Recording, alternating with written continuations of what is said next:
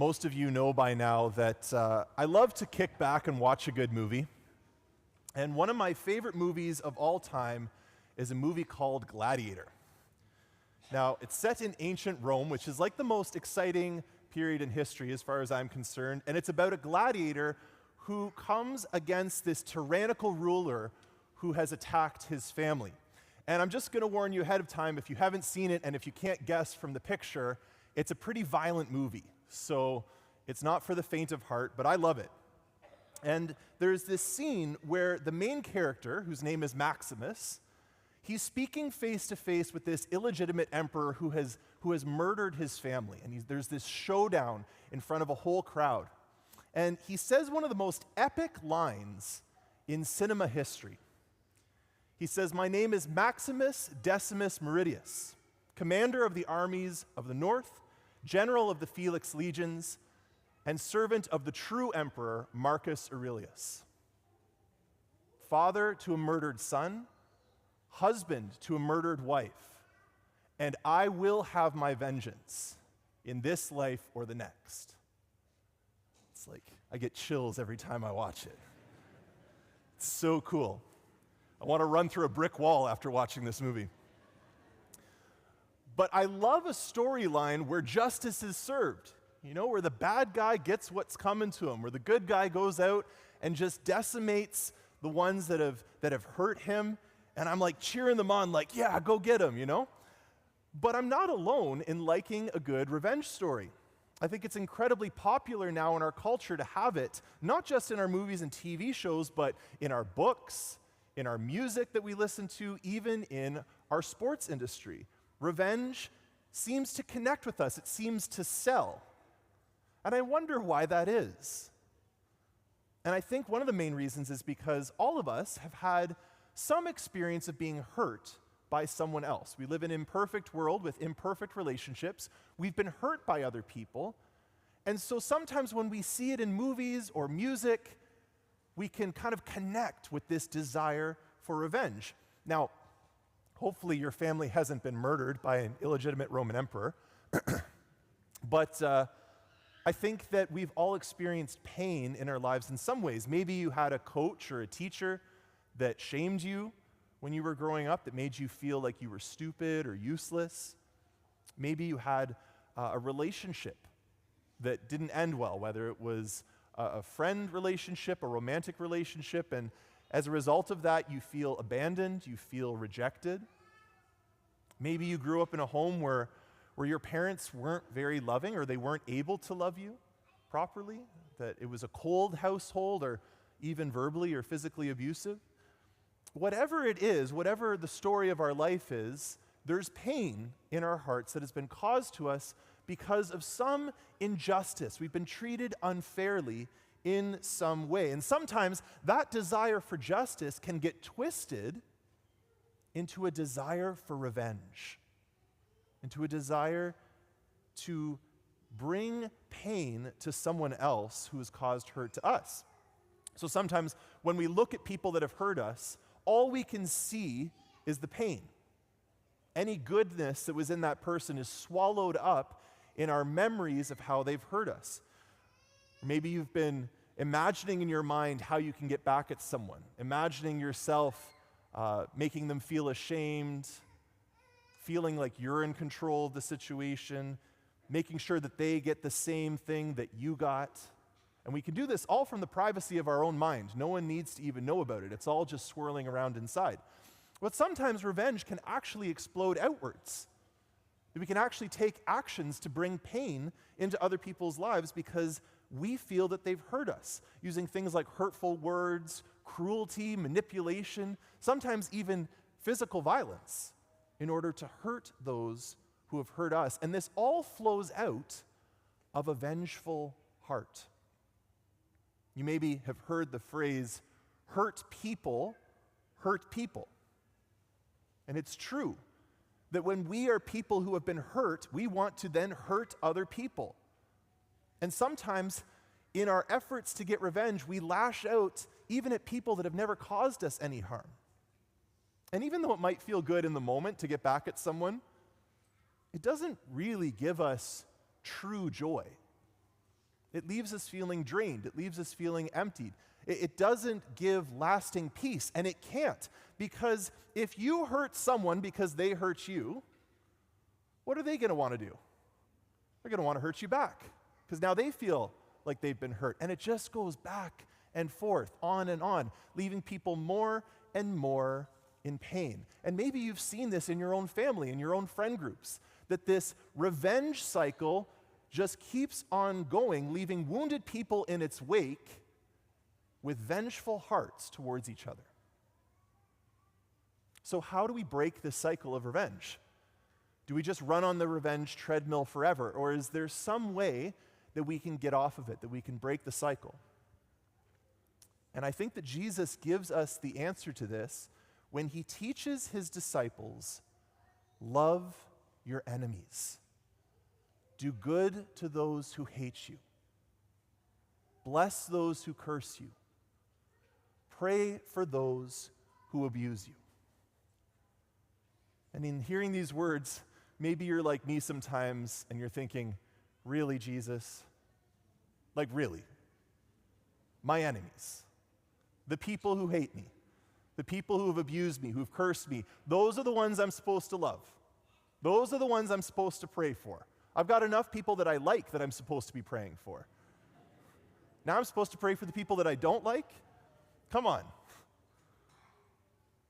In my opinion, honestly, this is one of Jesus' most radical teachings. This is one of the things that is so difficult to grasp because it's just so hard to do. It actually seems impossible sometimes. How can Jesus ask this of us? Well, whenever God tells us to do something, he only tells us to do that because he wants us to be more like him. He wants us to look more like him. So, for instance, why God tells us to love people is because he himself is loving. If God tells us to be generous towards other people, that's because he himself is generous. When he tells us to be pure, when he tells us to be holy, that's because he wants us to look like him. He's our Father in heaven. We're supposed to look like our dad. And so Jesus can tell us to love our enemies because that's precisely what God does. And Jesus explained this, speaking about his Father. He says, "You will be children of the Most High, for he is kind to the ungrateful and the wicked. Be merciful, just as your Father is merciful." God is kind to people who are wicked. God is patient with people that are ungrateful. He continually shows mercy to people who don't deserve it, me firstmost among them. Sometimes we have to think about this. God is our creator. He would have every right to just destroy us as soon as we sinned. He creates us out of love. He builds us this beautiful world. He gives us all these blessings. What do? We turn our back on him and we sin. He would have every right to just say, you know what? I'm done with these people. I'm just going to end them right now. Just wipe them off and start fresh. But he doesn't. He continually gives second chance. He shows mercy. He shows kindness when we don't deserve it. And Jesus shows this perfect mercy and love of God when from the cross he's able to forgive those who have beaten him, spit upon him, betrayed him, crucified him. Jesus says, "Father, forgive them." Father, forgive them. He shows us the way to break that cycle of revenge. If anyone had a good reason for revenge, it would have been Jesus. Perfectly innocent, and yet he was treated in such a horrible and abusive way, and yet he extends mercy, not because the soldiers deserved it, because they didn't, but because only through forgiveness can there be true peace and joy in the heart of the person who has been wronged. And ultimately, the command that God gives us to love our enemies, it's because he knows that if we harbor vengeance against others, we're going to be poisoning ourselves from within. The cycle of revenge will continue to spin, and we will be wounded, unable to step out of it, unable to move on, and it'll lead eventually to mutual destruction between us and our enemies. But when we bring in forgiveness and love and mercy, like Jesus told us to, when we bring that into the situation, well, then suddenly our hearts are no longer burdened by revenge. It's not bound by resentment, and we can be truly free. And so my question for you is, what's in your heart? What's in your heart? If you want, you can just close your eyes for a second. I'm just going to read what Jesus says and just see how it resonates in your heart. Jesus says, love your enemies. Do good to those who hate you. Pray for those who abuse you. Bless those who curse you. How do you receive that command? How does that settle in your heart? It's very possible that you might feel some resistance in your heart as you hear Jesus' words. That the teachings of Jesus and of forgiveness and mercy, they might be hard for you to hear because already you notice there's some revenge in my heart. There's some hatred that has taken place there. And then maybe even as I've been preaching this homily, some face or some name has come to your mind, someone that you know you've been harboring vengeance towards, and because of that pain, you might be wrestling with Jesus' command to love your enemies. You might be thinking to yourself, what about justice? You know, if I forgive this person, don't I just let them off the hook? Well, first of all, I want to remind us, God is a God of justice. He's a good God. And He will be the final judge of every human heart, without exception. Those who do not repent of their evil deeds before the end of their life, they will receive justice from Jesus at the end. But Jesus also says, forgive, and you will be forgiven. This is incredibly good news. Like we can be forgiven, and we need it. But it's also very direct that if we do not forgive others, or we're angry at the fact that God can forgive others, well, what does that make us? It's a bit hypocritical to say, yeah, I want to be forgiven by God, but I don't really want other people to be forgiven. We have to show the mercy of God, the mercy that we have been shown. We have to show that to other people in the face of their hatred. But some of you might be thinking, Father Isaac, with all due respect, you don't know my story. You don't know what's happened to me. You don't know the pain, you don't know the trauma that I have been through. And I'm so angry. So how can I forgive? And if that's you, first of all, I just want to say, you're right. Like, I don't know what happened to you. I don't know your story. I don't know the pain that has been inflicted upon your heart. And I am really sorry that that happened because it shouldn't have happened. You shouldn't have been treated that way. You were supposed to be treated with dignity. You were supposed to be treated with respect and the value that you deserve. And if that did not happen to you, then I'm sorry. That should not have happened. And forgiveness doesn't mean that what the other person did to you is somehow okay. It doesn't mean that the pain is suddenly magically gone. Forgiveness is a choice to say, I'm surrendering that resentment, I'm surrendering that situation, I'm giving it to Jesus because I want to live in freedom. I want to take that revenge out of my heart and replace it with God's love. I truly believe that Jesus calls us to forgive and love our enemies because He knows that it's essential to our healing. He wants to heal our hearts. He wants to heal you. And He can only do that if you choose to forgive. So what's in your heart? What's in your heart? If there's revenge there, are you willing to surrender it to the Lord? Are you willing to let go of it? How does God want us to reach out to the people that we consider to be our enemies? Well, maybe the pain in your heart is still too raw for you to even think about forgiving the person that hurt you.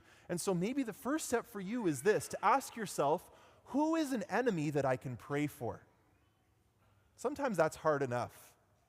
To just start by praying for the person that hurt us. To say, Jesus, would you bless them? I don't know how you're going to do it. At this point, I don't really care how you do it. But would you bless this person? Would you bring them your love in some way? Would you start to pray for them and even pray for yourself? God, would you soften my heart? Would you open me up so that one day I can forgive? Would you start to work on me already, Lord? Maybe that's the first step that you're able to take. But maybe some of you are ready for that second step, which is asking yourself, who is someone I can forgive? Who is someone concretely that I can take a step in mercy out and try to reconcile with that person, to show them mercy, to shoot them a text, to give them a call, to maybe meet with them face to face? Maybe they live in the same house as you, and it's just a matter of crossing the hallway to go and talk to that person. And to say something like, you know what you did to me, that really hurt. It wasn't right. But I want you to know that I forgive you. I forgive you. And I don't want to hold this over you anymore. Because as a Christian, I've been forgiven so much by Jesus, and he calls me to forgive others. And I want you to know that you are forgiven. And I'm praying for you. What would it sound like to someone to hear those words? What healing would that bring into their hearts? Imagine if the tables were turned and you were in their shoes. What freedom would that bring, not just to them, but to you as you surrendered that resentment to the Lord? You know, the world needs more mercy and love right now. I don't know if you've noticed, but people are at each other's throats all the time. The world needs mercy. The world needs love. And we as Christians, we need to set the example. We need to be the first to bring blessing to those who have harmed us. For me, there's a story of forgiveness that really resonates with me, that shows the power of mercy. And it takes place in Japan in the year 1562. In this time, there was a government persecution of Christians. And there was a young man named Paul Mickey, who was 33 years old. He was arrested and sentenced to death for his faith in Jesus. So he and a whole bunch of other Christians were herded out of the city. They were tied up to wooden crosses. And as soldiers stood by with spears ready to kill them, Paul Mickey started to speak aloud to the crowd that had gathered to watch his execution. And this is what he said. He said, "After Christ's example, I forgive my persecutors. I do not hate them. I ask God to have pity on all. There is no other way of salvation than the one followed by Christians. Since this way teaches me to forgive my enemies and all who have offended me, I willingly forgive the emperor and all those who have desired my death." And after saying these words, soldiers took spears and pierced him to death. Now, Paul Mickey is a hero, not just because he died for his faith in Jesus, but because of how he died for his faith. He died imitating Jesus to his very last breath, forgiving those who were murdering him and his friends. And he's in heaven right now, as we're all in church. He's in heaven right now with no revenge in his heart, no resentment, completely at peace, filled with joy, because he chose to forgive. This is what we do as Christians. This is who we are. This is what we bring to the world. We imitate Jesus, who told us, love your enemies, do good to those who hate you, bless those who curse you, pray for those who abuse you. Challenging words, to be sure, but it is by following them that we break the cycle of revenge and allow the Lord to bring the healing to our hearts that we so desperately need.